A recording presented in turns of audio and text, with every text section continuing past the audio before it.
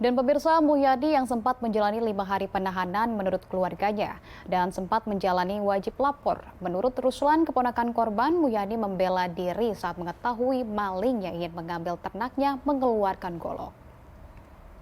Kurang lebih 5 hari, 6 harian ya. Jadi semenjak Kamis itu, semenjak hari Kamis itu.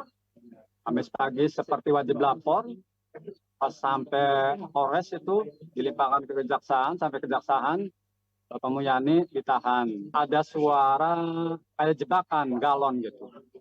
Ada jebakan galon gitu.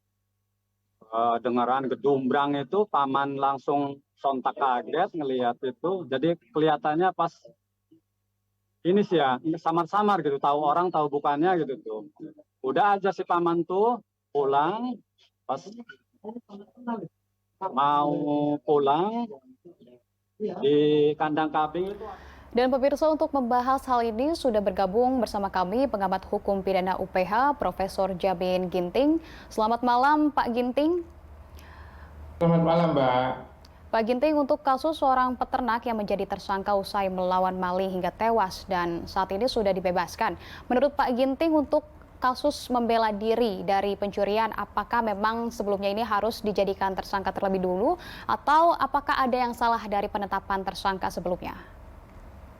Ya, jadi kalau orang yang diduga melakukan suatu tindak pidana dalam rangka pembelaan diri, maka harus dibuktikan dulu apa pembelaannya tersebut sudah mencukupi bukti berdasarkan kepada suatu peristiwa. Jadi waktu polisi mendapatkan laporan, dia ada yang namanya penyelidikan. Nah, dalam proses penyelidikan inilah dikumpulkan informasi berikut bukti-bukti apakah perbuatan ini ada peristiwa pidananya atau tidak, begitu ya. Nah, setelah ada peristiwa pidananya baru nanti dinaikkan menjadi penyidikan. Nah, di waktu penyidikan tersebut maka nanti akan dilihat apakah peristiwa pidana tadi orang ini dapat dipertanggungjawabkan terhadap perbuatannya. Jadi kalau ada peristiwa pidana, ya, tetapi apa yang dibuat itu tidak dapat dipertanggungjawabkan kepada dia karena salah satunya ya alasannya disebut alasan pembenar dia melakukan perbuatan pidana tadi dalam rangka membela diri. Itu yang disebut kalau bahasa Belandanya nutwil ya. Nutwil itu adalah pembelaan terhadap diri dia sehubungan dengan ada ancaman yang seketika datang terhadap dirinya atau kepada bendanya.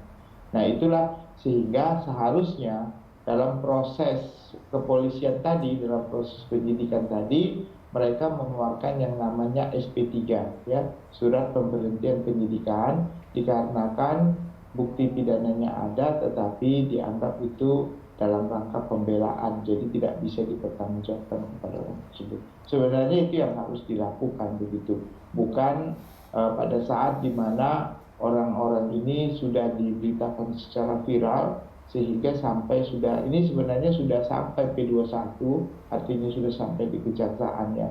Harusnya sebelum di kejaksaan ini tidak dinaikkan ya ke kejaksaan, tetapi diselesaikan cukup dalam proses penyidikan begitu Mbak. Baik, seharusnya tidak dinaikkan ke kejaksaan karena memang ini adalah kondisi darurat yang dibenarkan begitu ya Pak ya. Lantas untuk kasus ini apakah kita balikan tersangka ini bisa menuntut balik karena sudah dirugikan, dia juga sudah ditetapkan sebagai tersangka, kemudian juga sudah dilakukan penahanan selama 5 hari? Ya, tentu itu boleh dilakukan karena itu memang dalam aturan hukum diperbolehkan ya. Seseorang yang sudah ditahan, yang ditetapkan sebagai tersangka, dia bisa mengajukan ganti rugi, ya tuntutan ganti rugi melalui mekanisme pra peradilan. Nanti dia bisa mencantumkan berapa nilai kerugiannya, termasuk di dalamnya adalah rehabilitasi nama baik dia. Jadi ini kan belum sampai putusan, kecuali tadi sudah diputuskan dinyatakan tidak bersalah, lalu nama baiknya direhabilitasi. Tapi karena ini jaksa penuntut umum memberhentikan dalam tahap penuntutan, maka sebenarnya tersangka ini boleh mengajukan tuntutan ke pra peradilan dengan tuntutan ganti rugi dan juga pemulihan nama baik atau disebut sebagai rehabilitasi begitu, Mbak.